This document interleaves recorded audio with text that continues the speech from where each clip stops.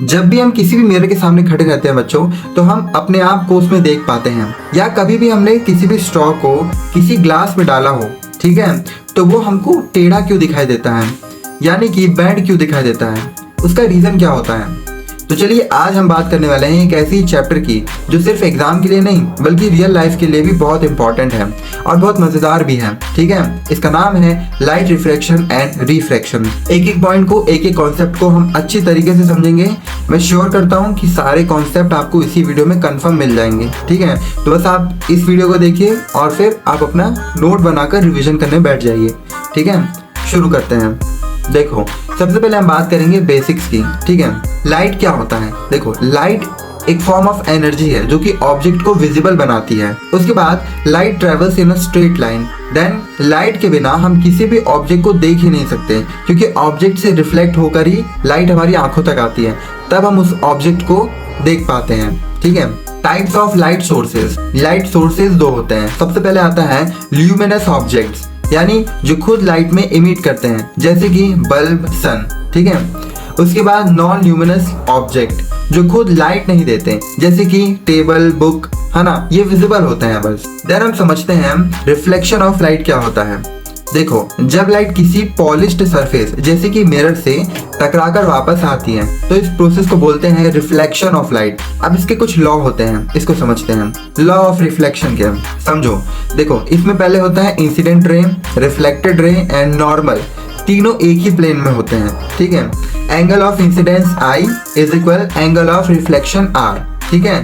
इसमें कुछ टर्म्स याद रखना, जैसे कि इंसिडेंट रे यानी आने वाली रे, ठीक है, आप तक जो आ रही है वो रे, और रिफ्लेक्टेड रे यानी वापस जाने वाली रे जो कि रिफ्लेक्ट हो गई है, ठीक है।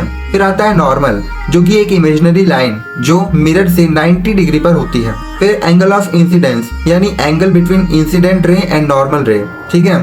उसके बाद एंगल ऑफ रिफ्लेक्शन जो कि एंगल बिटवीन रिफ्लेक्टेड रे और नॉर्मल रे के बीच का होता है, ठीक है। ये हो गया। अब हम जानते हैं टाइप्स ऑफ रिफ्लेक्शन। दो टाइप्स होते हैं। सबसे पहले रेगुलर रिफ्लेक्शन, जो कि स्मूथ सरफेस, क्लियर इमेज, यानी जैसे कि हमारे घर पर नॉर्मल मिरर होता है, ये हो गया। उसके बाद इरेगुलर या डिफ्यूज रिफ्लेक्शन, जो कि रफ सरफेस होते हैं, स्कैटर्ड रेज होती हैं और नो क्लियर इमेज फॉर्म होता है। समझे बच्चों? अगर आपको इस पूरे चैप्टर में कोई भी डाउट हो, ठीक है, तो आप मुझे बिल्कुल कमेंट कर सकते हैं। देन उसके बाद हम बात करते हैं स्फेरिकल मिरर्स के बारे में।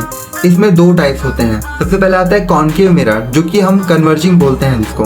उसके बाद कॉन्वेक्स, यानी इसको डाइवर्जिंग मिरर भी बोलते हैं, ठीक है। जितने भी टर्म्स बता रहा हूँ बच्चों, सारे पेपर में रिपीट हुआ है, तो सबको लिखते चलो, ठीक है, जो भी स्क्रीन पे शो हो रहा है, और इसका नोट्स बनाते चलो, ठीक है। हम पूरा बेसिक से समझ रहे हैं बच्चों, ताकि आपको ऐसा ना लगे कि मैं बिल्कुल हाई लेवल से पढ़ा रहा हूँ। हमने बिल्कुल बेसिक से शुरू किया है। देन हम जानते हैं मिरर टर्मिनोलॉजी को, ठीक है।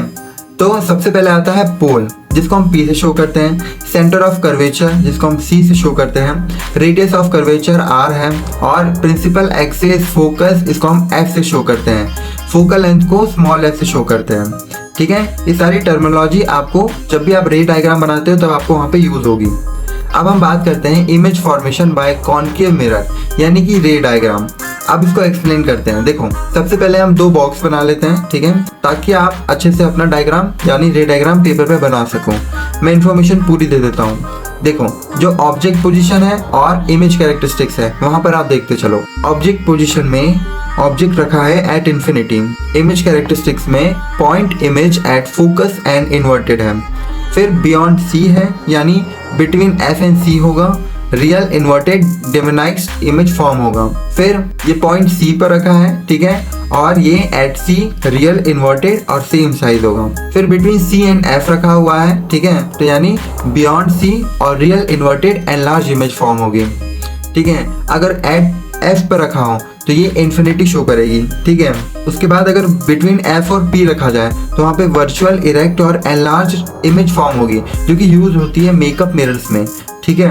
आप इसको इन्फॉर्मेशन को लेकर आप रे डायग्राम बना सकते हैं। फिर हम बात करते हैं यूजेस ऑफ कॉनकेव मिरर की। देखो, सबसे पहले आता है शेविंग मिरर्स, ठीक है, सोलर कुकर्स और हेडलाइट्स। इन सारी चीज़ों में कॉनकेव मिरर यूज होता है। उसके बाद हम मूव करेंगे image formation by convex mirror. Concave पढ़ लिया, आप कॉन्वेक्स पढ़ते हैं। देखो, image is always virtual, erect और डिमोनाइज्ड बनेगी। इसको हम यूज करते हैं रियर व्यू मिरर्स। जैसे कि कार में रियर व्यू मिरर्स में या फिर व्हीकल्स में यूज होता है। ठीक है, देन हम बात करते हैं रिफ्लेक्शन ऑफ लाइट की। ठीक है, हमने रिफ्लेक्शन पढ़ा, अब हम रिफ्रैक्शन पढ़ेंगे। डेफिनेशन होगी इसकी, जब लाइट एक मीडियम से दूसरे मीडियम में जाती है और उसकी डायरेक्शन चेंज हो जाती है तो उस रिफ्लेक्शन को रिफ्रैक्शन ऑफ लाइट कहते हैं। ठीक है, एग्जाम्पल के लिए pencil in water apparent band, आपकी बुक में एक बहुत ही फेमस एग्जाम्पल दिया हुआ है। ठीक है, आप उसको देख सकते हैं। उसके बाद हम पढ़ेंगे लॉ ऑफ रिफ्रैक्शन, जिसको हम स्नेल्स लॉ भी कहते हैं। इसमें क्या होता है, इंसिडेंट रे होता है, रिफ्लेक्टेड रे होता है, ठीक है, एंड नॉर्मल लाई करता है सेम प्लेन पर। स्नेल्स लॉ का फॉर्मूला होता है n1 sin I is equal n2 sin R। ठीक है, ये स्नेल्स लॉ का फॉर्मूला है।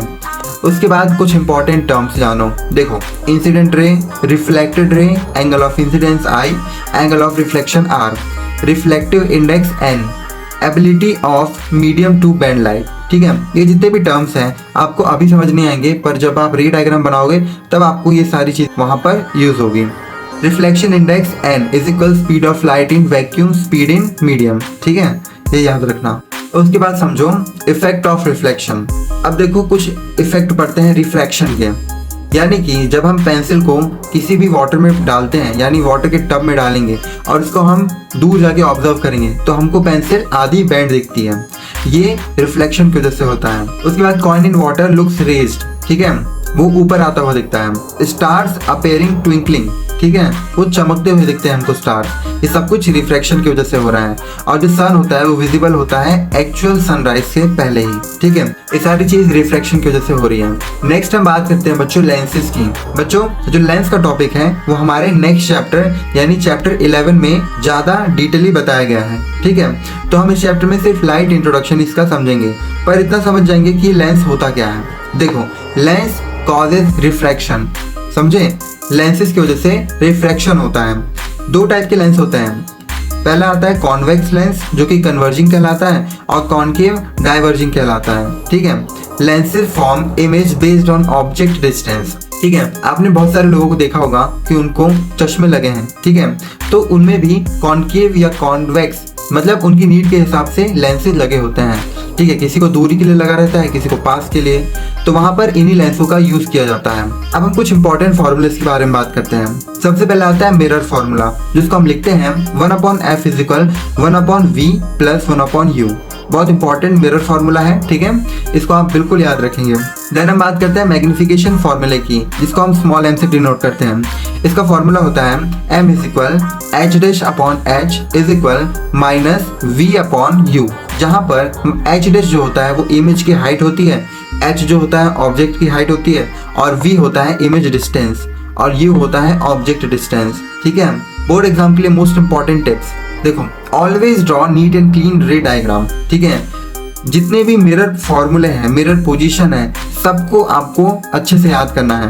उसके बाद रिमेंबर साइन कन्वेंशन, जितने भी मिरर पोजीशंस हैं, ठीक है, और उनके साथ मिरर फॉर्मूला भी, सब कुछ आपको याद करना है। Then remember sign convention for U, V, F। ठीक है, number practice is very important. Then आपको न्यूमेरिकल प्रैक्टिस करना बहुत इंपॉर्टेंट है। फिर फोकस ऑन कॉन्सेप्चुअल अंडरस्टैंडिंग। देखो, आपको मैं कुछ एक्स्ट्रा नोट दे रहा हूँ फॉर रिवीजन। मिरर के लिए फोकल लेंथ होती है R/2। कॉनकेव मिरर का फोकल लेंथ होता है नेगेटिव। कॉन्वेक्स का फोकल लेंथ होता है पॉजिटिव। रिफ्लेक्शन में स्पीड ऑफ लाइट स्लो होती है डेंसर मीडियम में। जब रेयर से डेंसर में एंटर करता है कोई भी ऑब्जेक्ट तो उसकी स्पीड स्लो हो जाती है। ठीक है, उसकी स्पीड स्लो हो जाती है। फिर real image is equal inverted और virtual image is equal erect. तो बच्चों, लाइट का ये चैप्टर सिर्फ एक साइंस टॉपिक नहीं है, बल्कि हमारी एवरीडे लाइफ का हिस्सा है।